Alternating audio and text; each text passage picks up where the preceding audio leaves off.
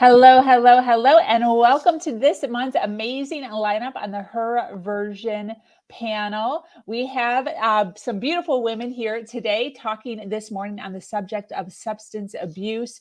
What does it look like? What does it feel like? Where do we stand as women on this subject, and how it is pivoting within our own dynamics? Substance abuse may involve alcohol, tobacco, or over-the-counter prescription or illicit drugs.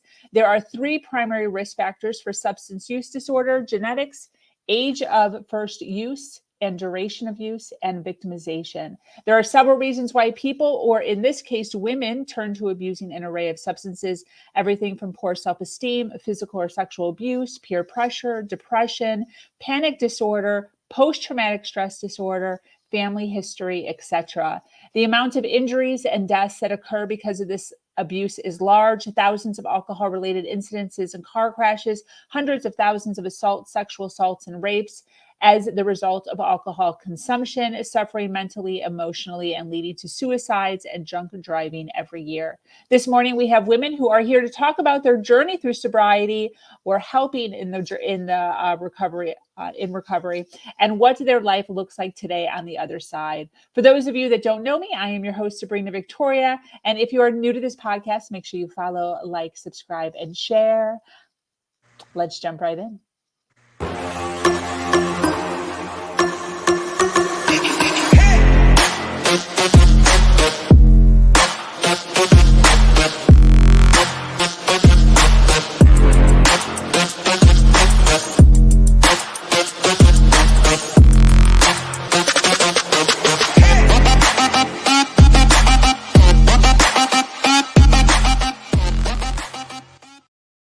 As always, we have live QA for the next 2 hours. So if you have any questions or comments, feel free to put them in the comment section wherever you are watching us. We are live on Facebook, YouTube, Twitter, and LinkedIn right now. And your comment and or question might pop up on screen for the ladies to see and talk about. I would like to kind of just start with us kind of all introducing ourselves to each other. I'd like to start with Anna first. Just who you are, where you're from, what you do, and why this subject. Happy to be here. Recovery is one of my passions, and so I'm always excited to talk about recovery. I actually work in the recovery field. I myself am not in recovery from any kind of like substance abuse issues. However, I do believe that every person walking this planet is in recovery from something, right? Okay. So personally, I consider myself to be in recovery from codependent, narcissistic, crappy relationships.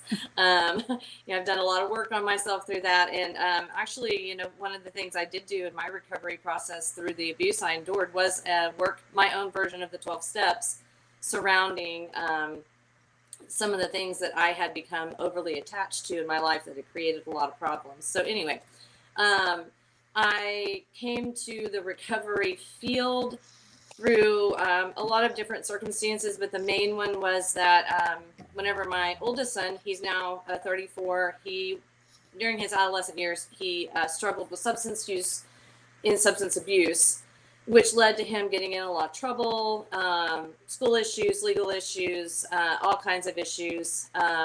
And, the journey with him was really difficult because there was no support. There was nowhere to turn. Nobody in my friend group had experienced anything like that. And so whenever I was really, really searching for help and support and assistance in dealing with what we were dealing with in our home, there was just nothing available. And so flash forward a few years, unfortunately, because of some of the things that happened, my marriage didn't last. And so I found myself at 40 needing to figure out what I was going to do with my life. What was I going to be when I grew up? And so I made the decision to go to graduate school, and I got my master's degree in counseling psychology, and started practicing as a therapist in 2012. And the focus of my practice and my work has always been addiction and trauma recovery. And I specifically have pretty much always worked with adolescents. I've also worked with a lot of women who were seeking recovery. I worked in our county jail with women who were struggling with addiction and addiction issues. most of the women that I worked with in the jail, their felonies that they were facing, they were drug felonies. And a lot of them were also connected to their relationships that they had while they were using. As they always said, that it was they caught charges behind a man. And so, we had to work a lot on their, not just the chemical addiction, but the cross addictions to the different things that they were dealing with that led them to the path that they were on. So today, now, I'm actually the program director for our state. I'm in Oklahoma, our state's only private high school for teens who are working to be in recovery from addiction. And so I spend my days with adolescents, helping them on their journey to recovery. So I have a lot of passion for the recovery field. I do what I do because I don't want any other family to have to go through what my family went through when addiction came to live in our house. So, I just kind of have more or less made it my life's mission to be an advocate and a support person for those in recovery. I love it. Absolutely. Thank you so much, Anna. Elaine, are you there? Your camera just turned off.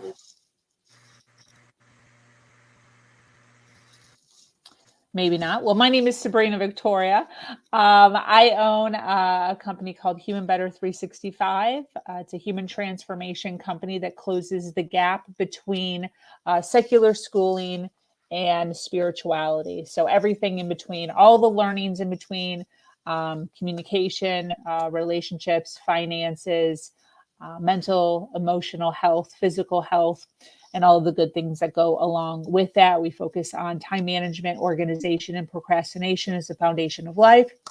And I myself have been sober for about 16 years, give or take. I don't have an actual date. And it's been a journey. I actually stopped drinking because of sexual coercion that was happening in my relationship because of consuming too much alcohol. So between that and dealing with hangovers as a single mother, it just wasn't really jiving very well in my life. So I had to make a decision on what kind of mother I wanted to be when I grew up, and the mother that I was being at that time was not somebody who I wanted to be. So here I am today. Elaine, who are you? Where are you from? And what do you do? Oh, I forgot to say I live in South Florida, by the way. Go ahead, Elaine. Elaine, can you hear us?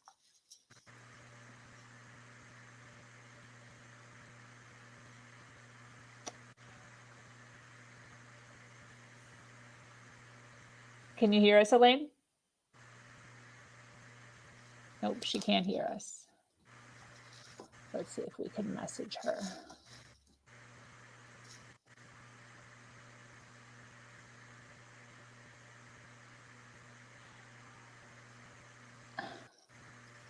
Elaine?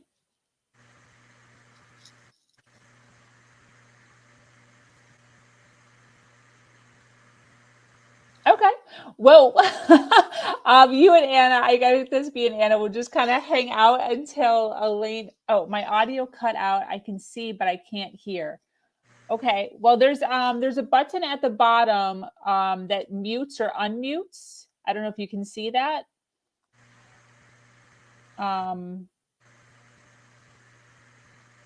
You can see us, but you can't hear us.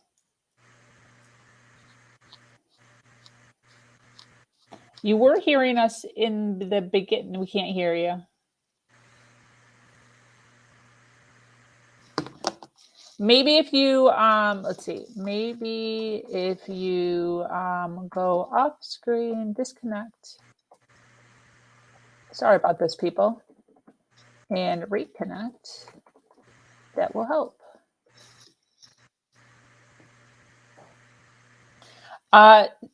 Wonders of technology. It brings us all together, yet sometimes it can be a little bit of a hiccup. So Anna, while Elaine is figuring that out, and I'd like to just kind of hear, what you have in mind, what topic you're wanting to cover, what question you have for us. Well, like I said, the recovery field's kind of my heart and my passion. And so anytime I see any opportunity to to share about recovery or talk about recovery from even a clinical standpoint. I jump on right on in it because I feel like it's such an important thing. You and I have talked quite a bit about addiction recovery and why this is so important. One of the things that I really am passionate about is destigmatizing talking around this topic, especially with adolescents. A lot of families and parents are really scared to talk about what their kids might be doing or what their kids might be getting into. They prefer denial, which is very, very dangerous. In my work, just this year alone, I've lost three former clients that I had. They were young adults. One was 23, one was 24, one was 21, and they all three died from accidental fentanyl overdose. Wow. Fentanyl is killing our children. It's killing our young adults, and it's just gotten started. So I believe that the work that we do in the recovery field is life or death. It can't be understated how important it is to provide education, to provide resources, to provide just unquestioning support. They say that, as you know, that this is a cunning and baffling disease, and it is. And one of the hard parts about this particular disease is that the disease shows itself in behaviors. It doesn't show itself in physical illness symptoms. It's behavior. And so unfortunately the behavior that it shows is behavior that's difficult to deal with and difficult to live with. And so wears people out. You slowly wear your people out, and then you find yourself alone. And so I just think it's very important to also provide just non-judgmental, complete, open support to someone who's struggling, and to understand that they don't want to be this way. They're not choosing this. This is something that they cannot control. No one wants to live in misery. No one wants to live in the hell that they're living in. So one of my passions is speaking on this topic, and I speak on the topic as much as I humanly can. Anywhere I can go, I'll go and I'll talk about it. So, myself being a normie, sometimes people kind of look at me weird that, I'm so involved in recovery. And, but whenever you have a person that you love, deeply love, and you're watching them fade away from you, and you're watching them become a person that you don't recognize, it definitely changes you. And it changed me, and it set me on this path. So. Definitely. When, in the industry that you're in, I'm sure you get this question all of the time. What is, in your opinion, some things that parents can do? Because I know you work predominantly around teens. What are some things that parents can do to educate their children on just not even trying it or not even doing it? Like, is there anything that we can do? I think that prevention begins at birth. Prevention begins in the home. Some of the things that you can do, some of it sounds kind of common sense, but you'd be surprised. Within your own home, watch what you do. Watch how you talk about substance use. Watch the kind of behavior that you're modeling for your child. It's the whole thing of, if you expect your child not to drink, then you yourself need to model responsible consumption in front of that child, and have open conversations about that fact, and say, I'm an adult and I can do this. And, this is the way, when you become an adult, this is how if you choose to drink, this is the way you do so, in moderation and with responsibility. I think the biggest thing is just having this topic be open in your household. Let it be something that your child feels safe talking to you about. Because I can tell you from just my experience in my work and just my own parenting with my child, when they start, high school age, well, it's getting younger now, middle school. A lot of the kids that that I work with start their using at around 12 to 13 is when they start using. Um, so you have to understand that once you send your child to school and you put them into the world and they have peers, that your influence is no longer the main influence, that the peers are the main influence. And so, you need to build a resilient, strong child who has their own mind and has the ability to speak out about, what they're going to accept and not accept. And so I do believe like the number one path is communication. It's just, you have to be able to communicate with your child. Don't make it a taboo subject. Don't make it a scary subject. A lot of parents feel like, well, if I talk about this topic with my teen or my child, that it's just going to make them curious about the substance and they're just going to want to go figure it out and try it out. So a lot of families, they just don't talk about it at all, thinking if they just don't broach the subject, they just don't have to worry about it. But that's not it at all. From a young age, when you see it on TV shows or social media or anything like that, have an open conversation about what the child is seeing and explain to them, what is problematic about what they're watching and what kind of issues are arising from the things that they're seeing. Just having that ability. Also, when your child comes to you and says, "Mom, I went to Susie's last Saturday night and I got drunk, and it wasn't great, and it scared me." If you flip out and scream and yell at your kid, and if you react instead of respond to what they're telling you, you're going to shut down the line of communication, and your teen's never going to talk to you about that again, because they don't want that reaction from you. They want to be able to feel like they can come to their parent and speak safely to them about hard topics. Parents that I work with, I always tell them, because they always say, we just want our teen to be honest. We just want them to be honest with us. And it's like, if you ask your child to be honest with you and they are honest with you, how you respond to that honesty is going to either support or kill further honesty in your child. So a lot of it is just about communication and how you respond to your child whenever they are asking questions or talking about it. Yeah, I find that is one thing that I learned as I was growing up, the difference in parenting and not feeling safe being able to come to my parents necessarily. So wanting to change the dynamic with my son. And it's been very interesting seeing what he is comfortable speaking to me about openly. Sometimes I'm like surprised. I'm like, oh my gosh, I can't even believe he, mentioned this or is talking about this. And it's really making me feel good as a mother. So it does work. I want to ask, I talk openly about drugs and sex, like drugs and sex. I bring up, I talk about, I ask questions. I make it just part of just the family conversation, even at dinner sometimes. But, my son is now 18, and, I'll say stuff, we're talking about drugs right now, but, I'll say, something to the effect of, is there anything going on or anything I should know or anything you want to talk to me about? I'm always here for you, something like that. And, I've been doing this since he was like 12. So at this point, every once in a while, he gets a little like, Mom, got it. Cool. We're good.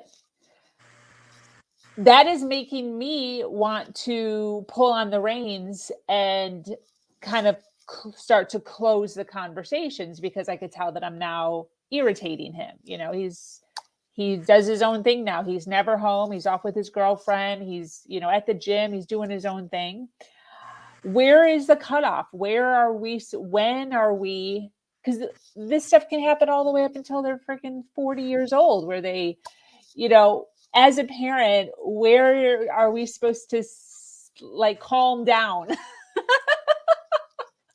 Well, I think at some point in time with parenting, we all move from raising a child to training an adult, right? Yeah. So you kind of have to think about it that way. It's like, what tools do you want to give him as an adult moving forward in his life? Because at 18, I'm assuming he's probably, getting those wings ready to fly, Yeah. and that's always really scary as a parent, of course. But, as far as you go, I'm 100% sure your child is well prepared for whatever comes his way. I had a really rough week at work this week, kind of around this topic. And, like I told this particular family whose son is getting ready to turn 18, and, he's still struggling. I was like, we can do everything in the world. We can have every conversation, give every tool, everything. But at the end of the day, they have free will. And so, we have to respect their free will and understand that because they do have free will, oftentimes they're going to experiment. They're going to do things that it's going to make us like want to, run away and scream and puke.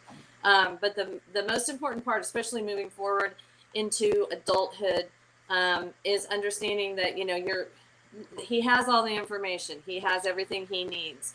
But what's most important is just the unconditional regard that you have for your son, just staying open with him, staying positive with him, encouraging with him. You don't want to harass them to the point that they're just like, oh God, Mom, stop it. Because that'll shut them down too. They just, I don't want to deal with it. I don't even want to talk about it anymore because I don't want to deal with all that. That's kind of how I got with my mom. But, just always being open, just continue that openness, continue the willingness to talk about the hard things, to bring up the tough subjects. It does change, but it's kind of cool how it changes, because it changes from a parenting to you're just kind of side by side with this amazing little adult that you created. And, instead of like walking behind them and now you're walking beside them, side by side. And it's a really cool relationship shift. Definitely. Are you seeing any connections between alcohol, drinking, substance abuse, and vaping? Oh my God.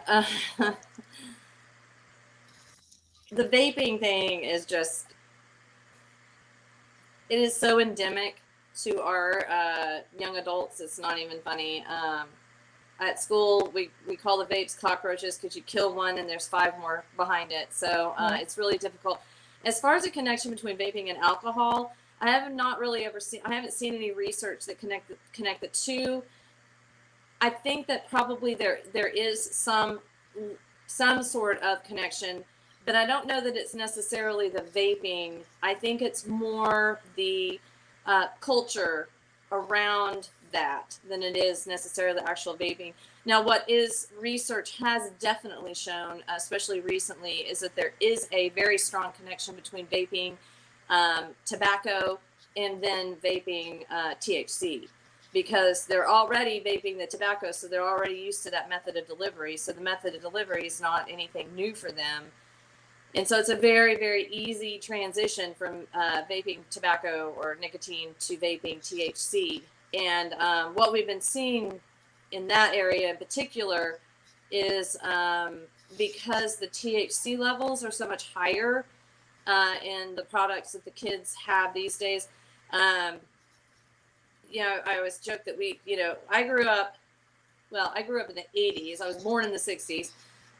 But we had ditch weed and we had, Woodstock weed, which was like 7% THC. The THC that the kids have now, because it is medical, I don't know, in Florida, is it legal?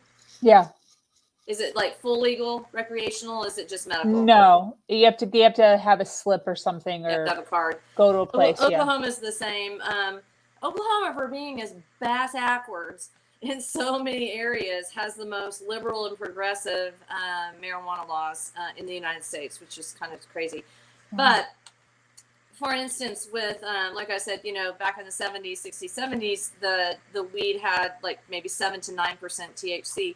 Today, with the medical grade marijuana that's on the market, plus the tinctures and the edibles and all that other good stuff, most of it hovers between 60 and 99% pure THC. So not only is the method of delivery different, but also the just the amount they're getting is massive. So it's very concerning because of the level of impact it has on the brain, the lungs, all that other good stuff. So it's not hard to make the leap between if they're okay vaping nicotine, they're okay vaping the THC. All of that just kind of goes hand in hand with alcohol use. Wow. So does all vape have nicotine in it? Like if I see a kid walking around, does it have nicotine in it, or are there some vaping that just has like a taste? There's some that just have the taste, but that's not what they're after. Okay. They don't want the taste. They want that nicotine. Because again, even the same deal, like the difference between the nicotine level on a vape and the nicotine level on a cigarette are very different. So there's so much nicotine in some of the vapes that they do get a buzz or a high or whatever off the nicotine too. So I mean, it's possible that they're just sucking on it because they like the taste of blueberries. But my bet is that that's not it at all. And it's frustrating too because the vape industry. Tell me about a 54-year-old man who really wants bubblegum flavored anything vape. That's not who they're marketing. They're marketing to our teens. They're marketing to our kids. Even though, I don't know how it is in Florida, but in Oklahoma, you have to be 21 to buy tobacco products. It doesn't matter. You can get it anywhere. Wow. Kids I work with, it's amazing. Like, it is astonishing because Snapchat is like the #1 conduit for all of their getting their vapes, getting their nicotine, getting their weed, getting other drugs is through Snapchat. Wow. They can do they have this whole system. They find their plug, Venmo them some cash, give them their address, and that person will just drive by and stick it in a bush or in the mailbox or under the mat, whatever. So it's easy to get. It's very easy to find, very easy to get your hands on it. So. Wow. Thank you for sharing that, because that is something that I'm sure a lot of parents would love to know. And Snapchat is, dude, the social media. Yeah, it's just so much. It's so much. Elaine, can you hear us? I can. Yeah. Yay! On. Like, it kept kicking me out. But we're having a little bit of thunderstorms, but now it's all clearing up. So I love it. So it can you introduce yourself, where you're from, and why you wanted to speak on this subject? Well, I'm Elaine. I grew up in California. I'm a California girl temporarily. I'm here in Texas. I have my camera off because I was wondering if that was messing up my reception too. I've been clean and sober. I practice the 12 steps of NA, Narcotics Anonymous. So I say clean. I did start out in AA. So, I don't mind saying sober. I don't know. I was listening to the things when I was able to hear everything that was said, and coming from an addict, I think it's interesting to hear a mom, their perception, and not that you're wrong or somebody in the field, but as an addict, I guess I don't analyze it so much. I just know that I think I was one since I can imagine. I mean, I sucked my thumb and it was hard for me to stop. And then from thumb sucking, it went to smoking. And I don't know what made me an addict, to tell you the truth, but I just know that I am, and I know what's made me better, and that's been recovery. I have 3 sons. I have a 30-year-old. He's got 6 years sober. He's in AA. I got a 28-year-old that has 4.5 years sober in AA. And then I got my youngest one that's incarcerated, and he's schizophrenic. I was going to say I was abstinent for, growing up. I was interesting when you were talking about the middle school, how it starts. In my case, in my situation, for me, my story is when I went to middle school. Well, first we got to back up. I grew up in a home that was very religious, and so that I don't offend anybody, I'm not going to name the religion, but I was taught that we only associate with the people in our religion. And within that religion, I kind of was, even as a little kid, very rebellious. I think now I look back, I was pretty funny. And my mom says I was pretty funny too, but I was a handful.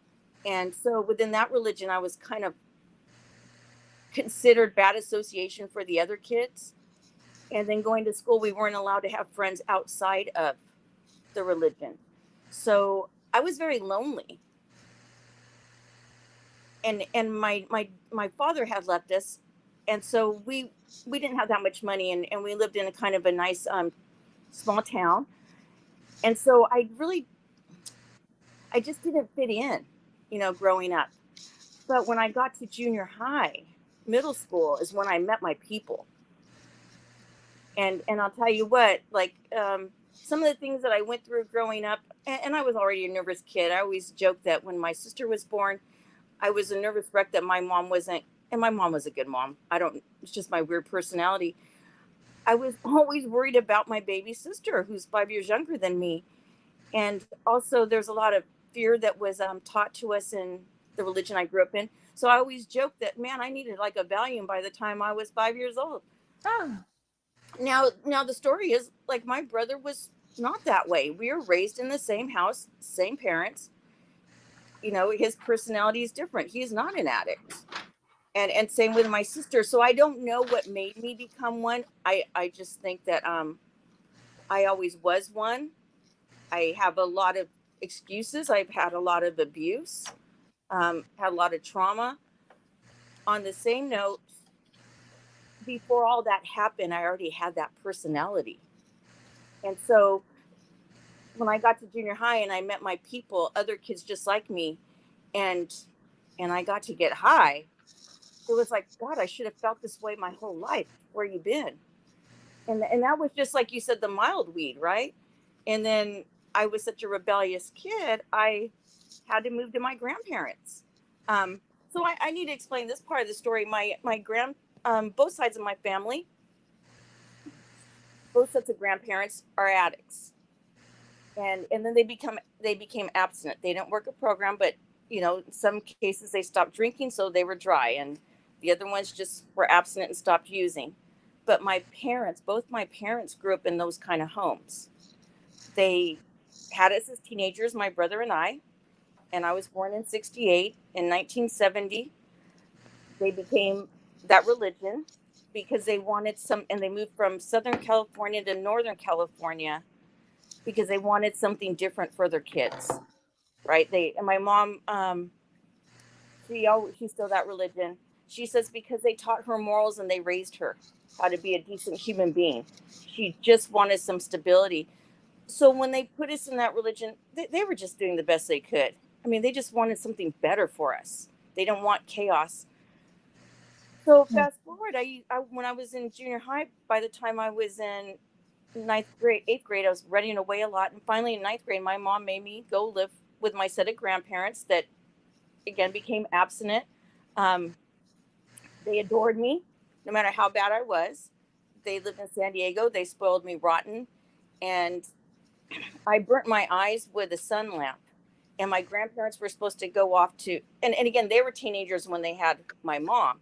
So I laugh now. I'm like, gosh, my grandparents are the same age I am now, and they had a bad teenager living with them.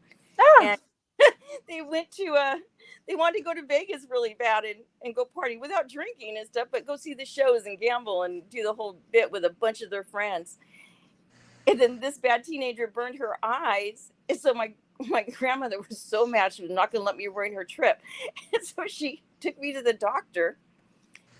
They put drops in my eyes, put patches on them, and then they gave me pain pills. So my grandmother said, okay, you're just going to stay still, listen to your radio. Your uncles will be checking in on you. And she gave me, this is kind of funny. She gave me a Jack and Coke and filled it up with a bunch of Jack Daniels, gave me my pain pills, and put an extra bottle of her pain pills on my dresser. And so that in case I ran out, now that feeling, those opiates, and I don't know if it was that or the alcohol, that took it to a whole different level. Wow. And so yeah, they didn't know then what they know now as far as that stuff. Those things were just handed out like candy. Oh, it was heaven. Yeah. I mean, I ain't lying. I'm not going to ever say, oh, it's the worst thing that happened to me. I don't like the way I felt. No, I love the way I felt. And so my key to my life now is I try to create a life that I don't want to escape from, that I don't need to, use that. And I don't know if I was escaping. I just know it felt damn good. And, and again, that feeling like, oh my gosh, this is how I'm supposed to feel. And so, I hadn't crossed the line yet, and it just was my introduction to something different. Um, I joke now, when I was little, like I said, I was a handful, and in that religion, we'd have to go to people's homes and once a week, and we'd have these Bible studies and studies of our literature. And when I was little, I would go and I would check their cabinets. I remember just being nosy, right, in their drawers. Maybe I might steal a cute little soap or something, but because I was, gosh, like I said, I was always just a handful and rebellious. And no matter how much my mom disciplined me, and again, she was a great mom, I just had that personality. So fast forward, I learned, in high school, like, well, then people have these in their cabinets. So I would go to parties, and I wasn't drinking. I was like, well, I was drinking, but I would raid the cabinets too, like looking at for people's prescriptions. And if it says may cause drowsiness, I knew it was for me. What happened was I married my first husband, and then I got pregnant, and he worked at a farm. He was going to school to be an anesthesiologist, and he worked in a pharmacy during college, and he had access to what I wanted. And in between time, of course, I'm doing other drugs. I'm doing everything because I was still young. I don't think I'd crossed the line yet, but just I thought I was just being young and partying like everybody else. And we got together, and I got pregnant, and so we had to get married. But while I was pregnant, I lost the desire to use, even to quit smoking. And I watched my ex-husband and how much he used. And I thought, wait a minute, this isn't normal partying. What he's doing is something different. Like, he's drinking first thing in the morning. And then that's when it occurred to me that somebody is going to have to be clean and sober in this relationship. And then somebody's got to make sure this guy becomes a doctor, right? Like, I didn't marry him for nothing, because I'm a dirtbag that way. Or I was. And so we, during the marriage, I had 3 sons with him. And I remember watching how much he drank and he used. And because I was desperate and I was unhappy, I went back to that religion because I didn't know what else to do with myself. I tried to be the good wife and do everything perfect. And Were you sober at that point? No, I was abstinent. I was abstinent. So I became abstinent. And what's the difference between abstinent and sober? Working a program, like working at 12 steps. It means there was no recovery. So I acted like a lunatic. I substituted, instead of substances, what I was substituting was that religion to fill that void. Also trying to control his drinking and his using. Wait, can you guys explain to me the difference between abstinence and sobriety? I don't understand. Sobriety is like the way I live my life. I practice spiritual principles every day, and it's not a religious thing. It's a way to create my life to be better. Well, for me to be better, a better person. So like I said, I was abstinent. I didn't use, I didn't drink, I didn't touch any substance, but I was a lunatic because I had no tools to. Okay, so the get difference life. between abstinence and sobriety is the education? Well, I always the way of life, I think. Yeah, it's like you can sober up a horse thief, but you still have a horse thief, right? So what you have is someone who's abstinent, but there's still, the behavior is still there. The mindset is still there. It's just they're white knuckling this thing, and they're not living recovery. It's a really, I'm sure that you can attest to this, that it's a really miserable way to live, because you haven't changed anything about your life, who you are, or how you think, or the way you behave. The only thing that's different is that you're not self-medicating, and you're not getting high, and you're not getting drunk. You're not escaping. So it's a miserable existence whenever you're not using any substances, yet you're also not working a program. You're not in therapy. You're not actively pursuing the things that are going to feed you. Like, we all know that like recovery is a holistic thing, body, mind, spirit. And so basically the mind and the spirit are still very sick and still in addiction. It's just not being fed the substance. Got it. So would Yeah. that be the same as when people say they're dry drunk? Oh man, yeah, I Yes. was with a dry drunk for 5 years, and it was the most miserable 5 years of my life. There were days whenever I would just be like, just drink, just go get a drink, please go get a drink, or get a meeting, one of the two things. But I can't stand you the way that you are right now, passive aggressive, mean, you know, all the resentments, the anger, the hatred, all of it was still very, very, very present, and it was just extra miserable because the only thing that he was not drunk, but he was everything. Wow. All the behavior was still there, and that is it's a miserable place to be, and it's a miserable place to be with someone who's just dry. Wow. Okay. See, I didn't even know that. So then when somebody is sober, that is somebody who is healthy or working on their mental, emotional, physical health. Yes, because I substituted my substance abuse with trying to control what my ex was doing. He's now my ex-husband, what he was doing, and control his drinking. Talk about first resentment. When I realized, like, hey, it's going to be me that's going to have to stop, and he's going to get to, like, I was pretty pissed, right? Like, it's not fair. But so now I can laugh at it because that's recovery. All these Got things it. I thought traumatized me, my perception has changed. Like, no, this is what made me, and I get to take the good from it. So all these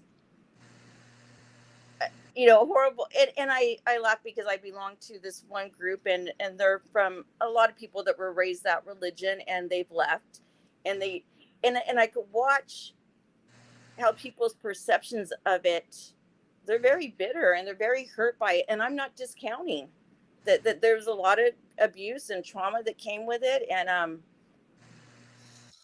but I think at my stage now, because I've worked through it, I have a different take. I take the good that came from it, right? 100. Yeah, I don't say what they did was wrong, but I'll recognize the people that were good and the people that helped me and shaped my life. And thank God, my mom did do that, and she's happy, and I could see I have nothing better to offer her. She's happy in her life. And again, if she wouldn't have, I always laugh that if my mom hadn't been in that strict religion, I probably would have used way before, because my mom was not stupid. She recognized things, and she didn't put up with my crap when I became a teenager. Like, it was just like, my rules. She had some integrity. She's like, you ain't gonna go by them. Get out. I got some Yeah. morals, and this is my household, and that I respect in her now. Before, I thought she was the meanest mom in the world because I saw the other sappy parents, bowing down to their kids, and my mom didn't. So I joke that, yeah, my mom was the cock blocker of me using earlier than I wanted to. Yeah. Right. Like, she really did do a good job. And so, what happened was, I finally, towards the end of my marriage, my ex-husband wanted a trophy wife, talked me into getting all the surgeries. And in between time, I got to stop. After I had my third son and he was a newborn, my ex had lost his license to practice and got fired because he got caught using. What he did was he went straight to treatment. He didn't tell me that till he was in treatment. I thought maybe he just finally wanted to quit. And he went to a rehab, and what I saw was him having a nice vacation, and I was stuck with 3 kids, and he gets to sit there with a bunch of co-signers and telling him, oh, poor you, poor you. I didn't understand the recovery part of it, and I didn't understand rehab. Again, my perception was something different. And the truth is, my ex never wants to quit. like he's still practicing. He's had all the consequences. I do put him in my prayers because that's recovery. Because before I wanted him to die, but you know, I didn't give a damn what happened to him. But now I feel bad for him. I understand it. You know, so So what is both of your thought process as far as, you know, genetics versus your upbringing? Because Elaine, you were brought up super religious, no drugs or alcohol necessarily with your parents, right? right. But then genetically, your grandparents. What is your story, Anna? Because I I know don't you're. know. No, the truth is, I don't know, and I kind of don't care anymore.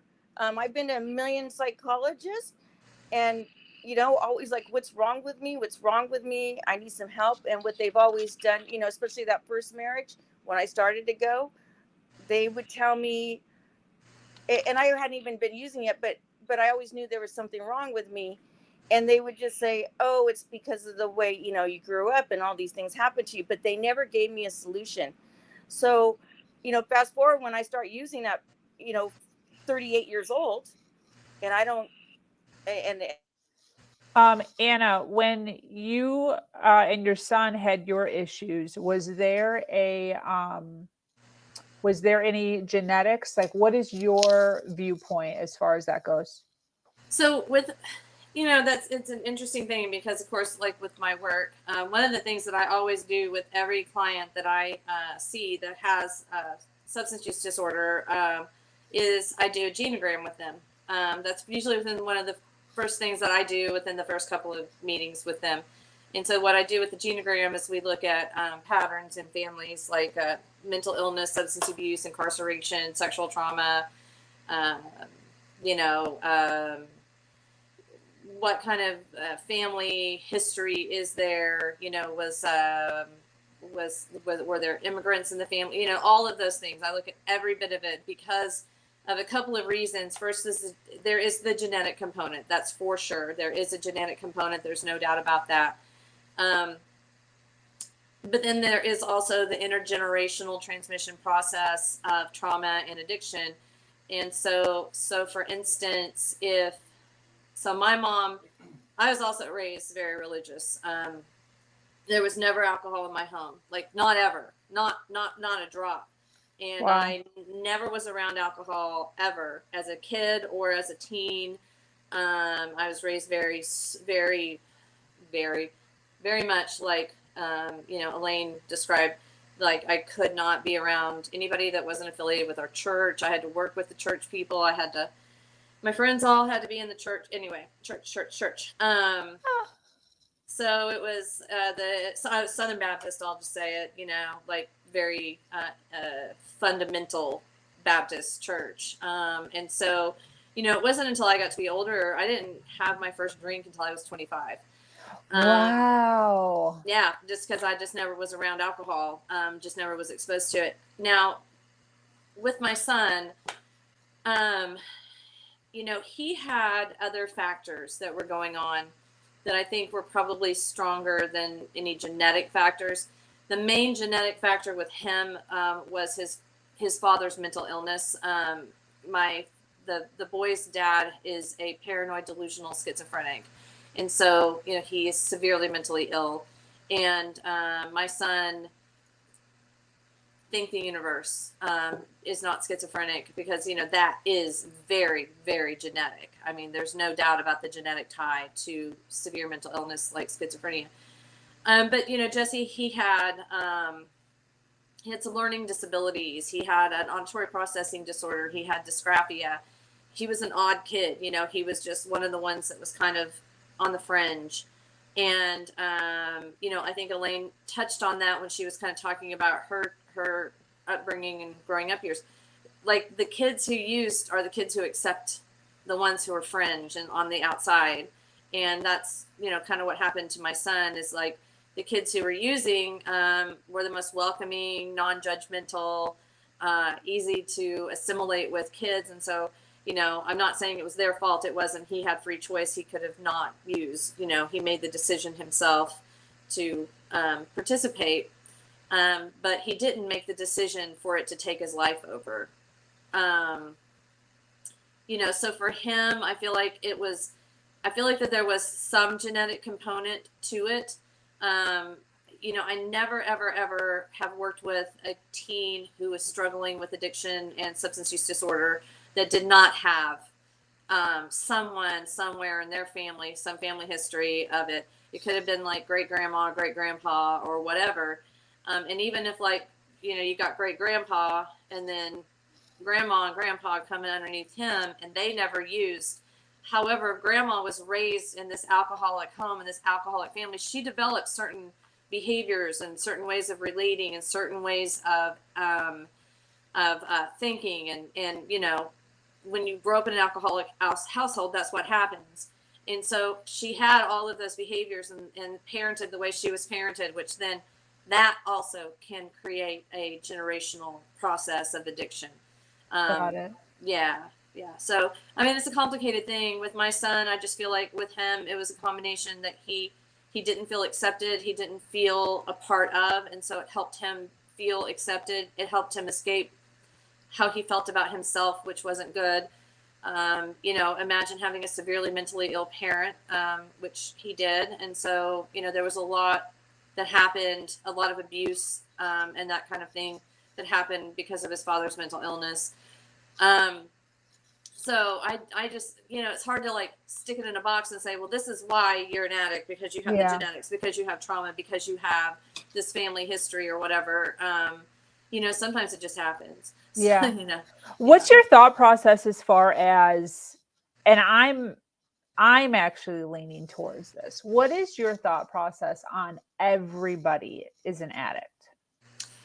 No, obviously not. There's very strict diagnostic criteria for addiction, and it's there for a reason.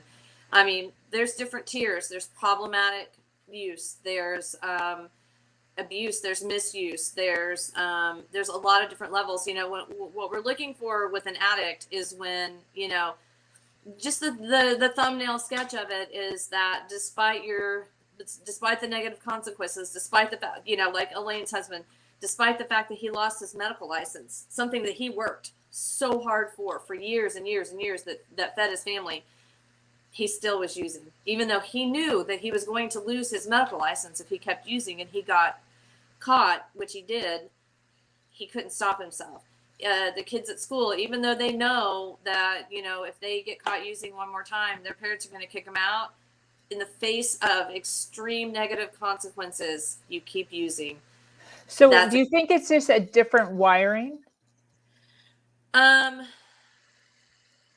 think that's part of it. Yeah. Because this is my whole thing. Like, I look around at people and, drug abuse, alcohol or not. And most people do something in excess. Yeah. Whether it's working, whether it's watching TV, whether it's social media, whether it's porn, whether it's eating and shopping, whatever. Yeah. Exactly. So the more that I'm just kind of looking around at how we are now as a society versus how we were like back in the farming days when we were all like farmers and all of us were entrepreneurs, it's almost as if because life is so easy now, we have this thing where like we need to be good at something. Like we need to like excel at something. But because we're not all farmers or, making saddles for horses and have to be like an expert at that, some of us are just like working at Target as a cashier. Where does that like go? And I think for some people, it goes towards things that are negative because that's just happened to be where they feel that dopamine hit. And then for some of us, we go towards these addictions or these good things that are good for us, like working out or going to school or getting your master's, becoming a doctor, a brain surgeon, like excelling in these other areas. Is there a difference in like where we are putting our addiction? I'm really starting to just sit in that for a second. To me, it makes sense. I don't know. So it's interesting that you said, in our culture and our society now, that it's easier, that life is so much easier, but it's not. Life is infinitely more painful, infinitely harder, Ooh. infinitely more. We are isolating. We have social media that's supposed to bring everybody together, but what it does is it actually just isolates people. It creates severe depression and mental illness and anxiety. Social media does, because it's the comparison thing. Well, this person's got this and this person's got that. Why don't I have it? So it contributes to a lot of depression. Our world is moving very quickly. Our world is scary. It's a scary world right now that we live in. So, back in the day when they were farming and building saddles, you know what they didn't have? They didn't have 24-hour news cycles. They didn't have social media. They didn't have, cell phones that kept us constantly in, Engaged. up in, fantasy. All they had was themselves, nature, and outdoors, so it's a much cleaner, more pure, simple way to live. There was less to escape. Now I think that people just, the amount of anxiety that I see, that the fear that people have of, money and just survival. It's hard just to survive. I think Elaine even touched on it, how, when she went to Texas to work, there's a housing shortage. If you got to find a place to live right now and you don't have like a lot of money, you're screwed. You just, everything's more expensive. Things are uncertain. We have COVID, we have all kinds of things, all sorts of pressures and stress and fears that weren't there even 50 years ago, and our kids are being raised in this fear and this. Our kids can't go to school right now without being terrified they're going to get killed. Yeah. When you're living in that kind of an environment, of course you're going to want to escape. And, if you don't have like a support system or, someone that you can talk through these things with, people use for a lot of different reasons. They use to feel good. They use to escape. They use to mask. They use to fit in. They use to feel better about themselves, to be able to have conversations with other people. People wouldn't use drugs if there wasn't a positive side to it. There's a positive side. It's not all just like junkie in the street with a needle in his arm. That's not it. There's benefit to the using. It's giving them something, or else they wouldn't have continued to use. So you have to look at that. You have to look at it's just multi-pronged. Yeah. Elaine, what's your thought process of what I said as far as does everybody have an addiction gene within them? I don't know. I mean, I like she was saying, it was what a great it's just things are so different now. But I do think we all have a maybe, maybe there's something, but the difference is when you do something positive, then it's not a problem. Nobody notices, Yeah. right? Yeah. Nobody notices you got a problem. Are you now hosting some sort of addiction in a positive way, or are you just moderation all No, across the board? like I said, I'm in recovery, so I really try to. I've learned, and it's to balance my life. Try to have healthy.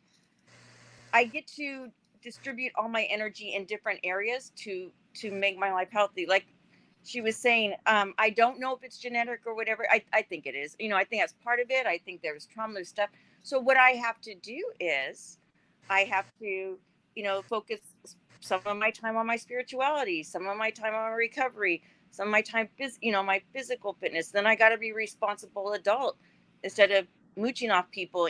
Like I said, I wanted to be married to somebody rich. So now I get to work, and I have to make sure, like I said, I balance my life, and I create a life with some good balance, and that it's something I don't want to escape from. So I try not to overdo things. I have picked up a little bit of an eating habit, and that's only because I tried to stop smoking cigarettes, right? I did keep that going for a while. and so I got sick of it, you know, and that was one of the things I was sick of, and so I tried to stop, and I've tried to stop, and but the weight I've gained, whew, you know, so now I got to stop that insanity. And with recovery, there's so many things that I need to work on. You know, I first came to Texas and I was sad and I needed things, so I may have overdid it with my spending. You know, I could do great and everything, and once again, you know, one credit card is too many for me, and a thousand's never enough. You know, just like, and so I caught myself getting myself in debt again after fixing all that before. And but what I get to tell myself is, you had that shopping addiction before, you know how to stop it, start working your tools. You know, Yeah. I can switch it to anything. And same with my eating, like, okay, you know what to do. I could beat myself up for a second, allow myself to beat myself up for a couple of days, and then say, okay, well, now you know what to do. Now you take the steps to make it better. Before, I felt hopeless. I didn't know how to stop anything. You know, and that's the difference between recovery, I think, and just being abstinent. I know how to get through life now. I have the tools Yeah. to know. I have some hope, I guess. I don't believe everything's doom and gloom anymore. That's I good. do contribute it to having a big support group, and going to the meetings and watching people. We all watch each other achieve things and do great things, and we watch each other walk through some horrible things in our lives. But it's when we watch each other get through it, and we're not doing it alone. Boy, is that a game changer. Yeah. You know, I want to and talk I some get, more. I want to talk some more on these tools. And I don't want to talk about AA because I feel like no, everybody knows that. Anybody who yeah. is a anything knows that they can go to some sort of a meeting. I want to start with you, Anna. What are some tools that, like one or two tools that somebody can use to step from an addiction out of it and into a road to recovery? Um, Well, it's hard to say just like one or two things.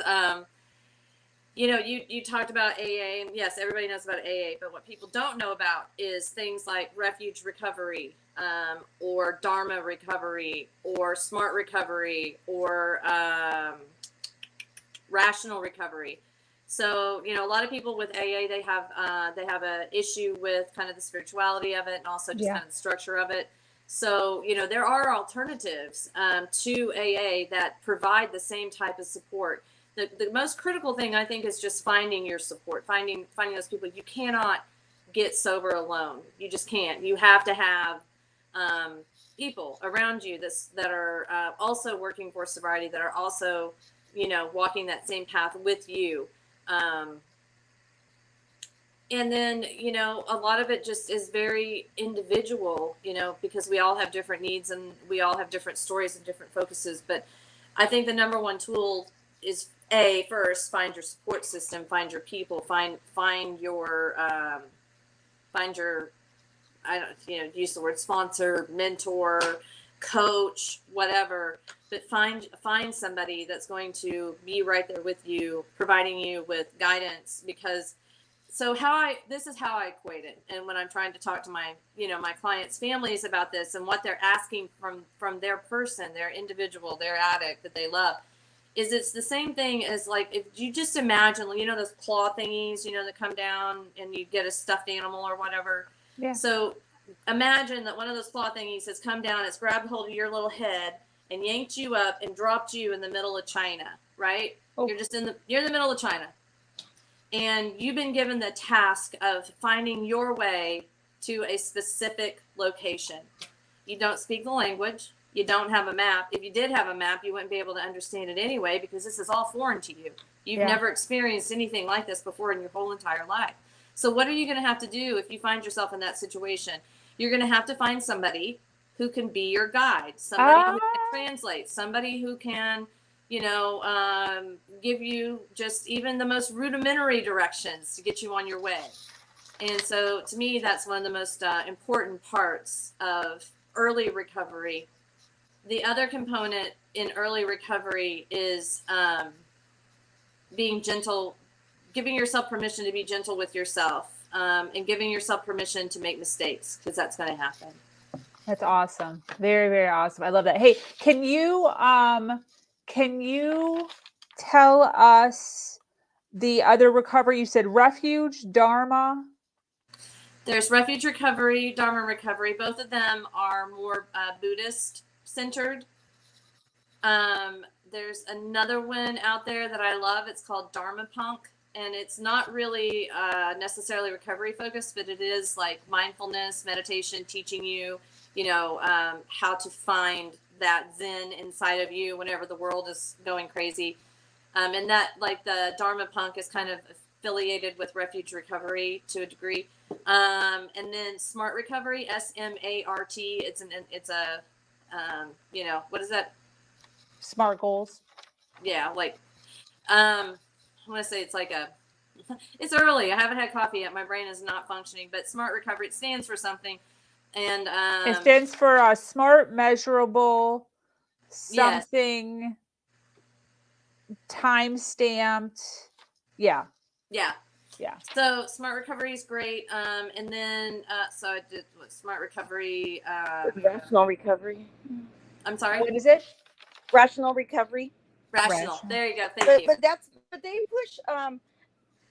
I just need to make it very clear. Like, I'm not trying to promote any 12-step program. That's just what happened to. That's been my story. So.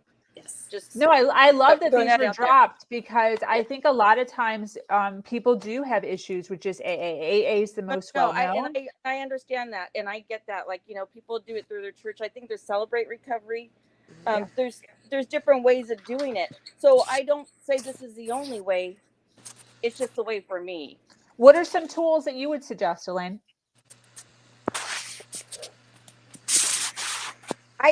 It's such an isolating disease when we, any kind of addiction is so isolating, right? At the end, it doesn't start out that way. So I think having that support group is a big deal. I like to promote, I don't just hang out with people in recovery. Like, I made my life big. I have a lot of things that I do charity. I join other groups, interest groups. I have hobbies. I have this second chance of life, and so I'm making it big, right? So I think there's that. I think,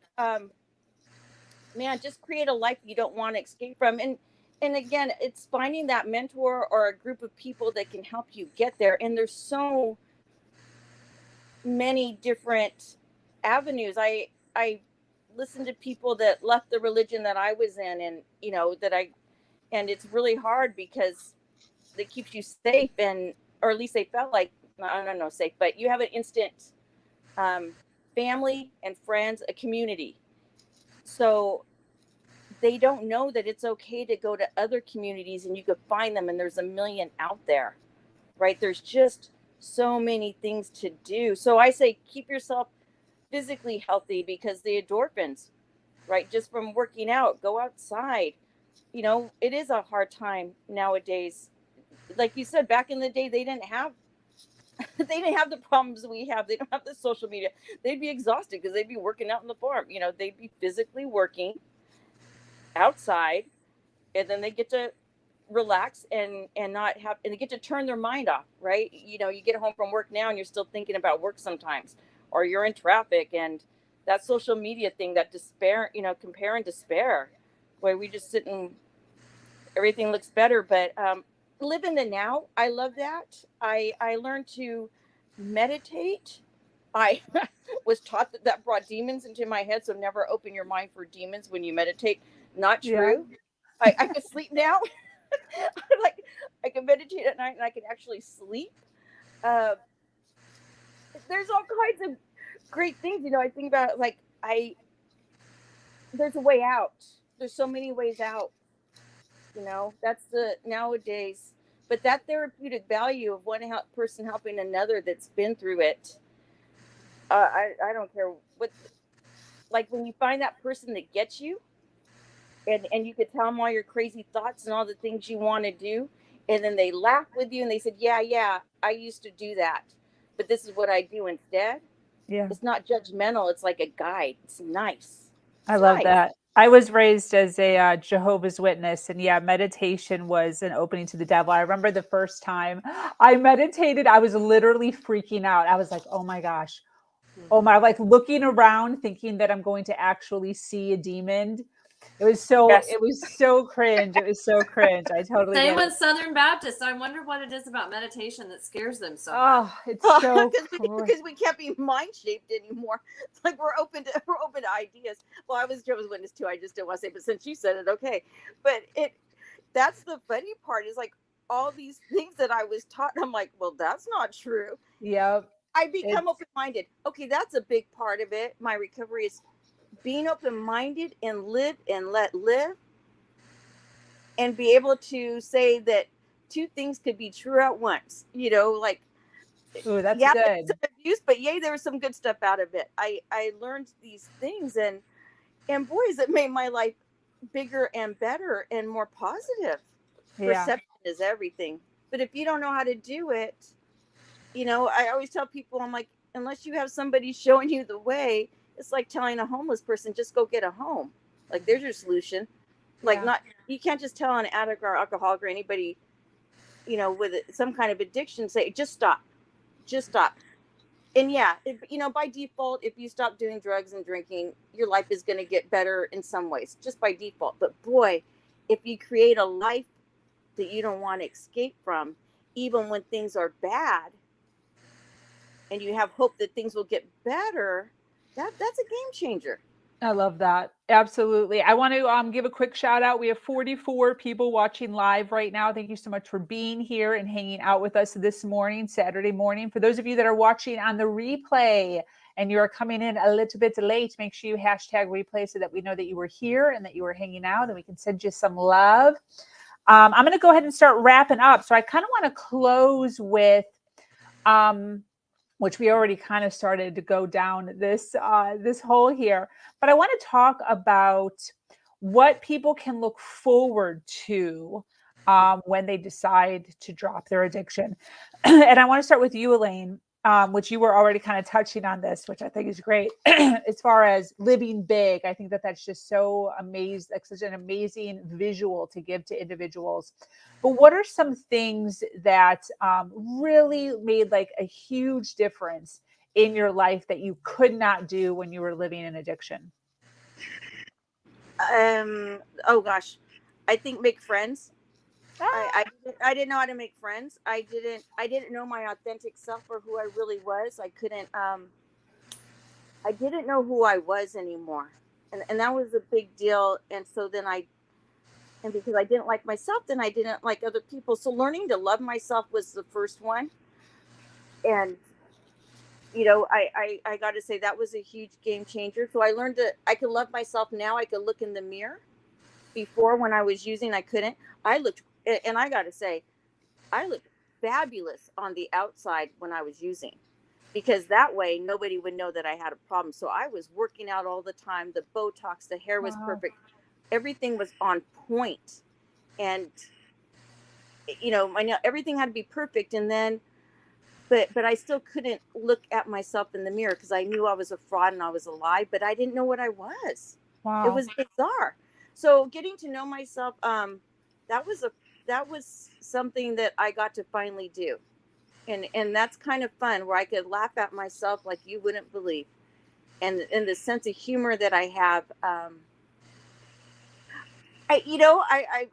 look back now, and I get to see that I was a funny little kid. I was a little goofball, a little handful, but I was pretty funny.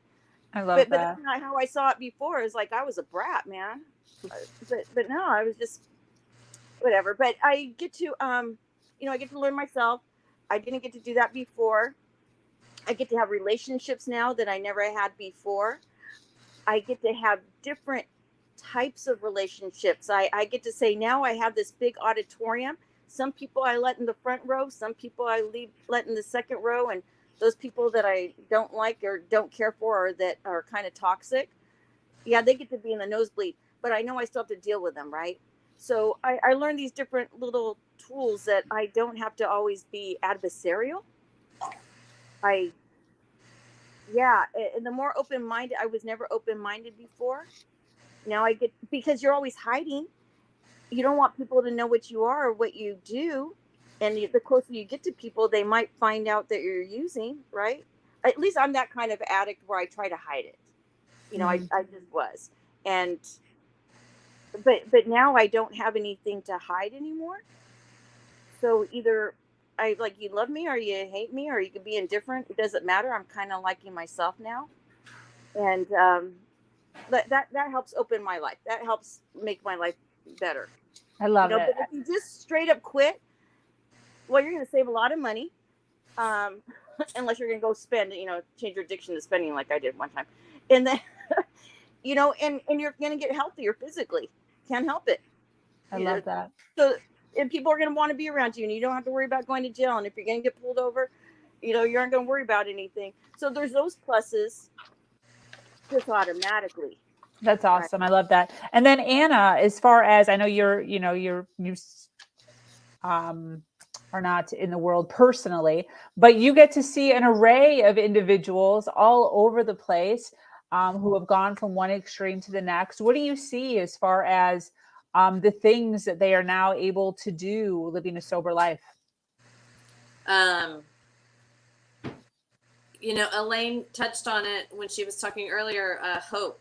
They go from being hopeless to having hope, and that's a huge shift. I mean, whenever you have hope, everything changes. Like, just everything changes because you believe that things can get better. You believe that this isn't always going to be your life. You believe that there is joy ahead for you.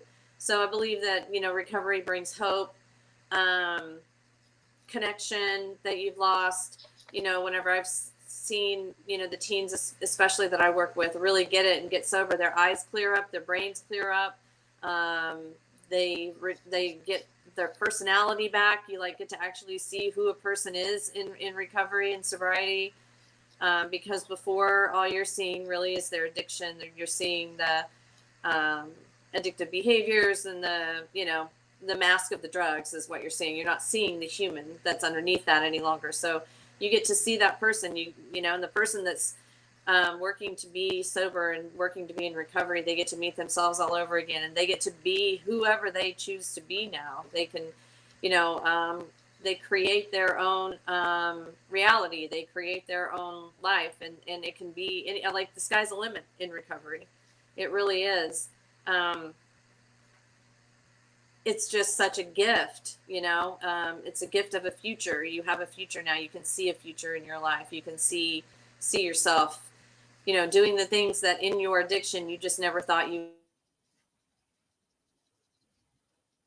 or rebuild the relationship you lost with your family because of all the garbage you were doing. And it's a beautiful, miraculous thing to see somebody emerging from the darkness that is addiction, and it's really cool. Definitely. Yeah, I agree with that. I really like that visual that you're giving as far as their eyes and their brain clear up and you can see their personality. That just has such a beautiful visual for me as far as just somebody becoming alive again, almost, as to who they lost during that time. One of the things, I was the clinical director of a treatment center for several years. And one of the things that we did that was really, really powerful was we took a picture of the individual on their first day of treatment. And then we took a picture of them on their last day of treatment. Wow. And sometimes they don't even look like the same human. You don't even recognize. Wow. Yeah. What a great visual. Yeah. I absolutely love that. Super powerful. It was really powerful for them. Very, very cool. Well, I want to thank both of you for waking up early and hanging out with me this morning to talk on this subject. This was such a cool dynamic because we have two totally different women from totally different experiences with it. So being able to see an introspective, real life example, and then also being able to see somebody who's just seeing it, happen right in front of their eyes. So being able to kind of see, Elaine was talking about how, she could tell that her sense of humor came back. And then, being able to hear from Anna saying like their personality just all of a sudden blossoms up. So being able to kind of see both was really cool on my side of it. So I want to thank both of you ladies for being here, hanging out with me this morning. I so appreciate that. For those of you that are watching live right now, thank you for hanging out with us. Watching on the replay, make sure you send us some love. I hope that everyone here receives some helpful information in the world of sobriety. The content here was amazing, and I know I took a bunch of notes, so I hope you guys learned something too. If you have an amazing story to share of struggle to triumph, be sure to reach out to me here or at herversion.life. I am your host, Sabrina Victoria, and I'm so grateful to be here sharing a platform that allows people to share their truth and inspire others. As always,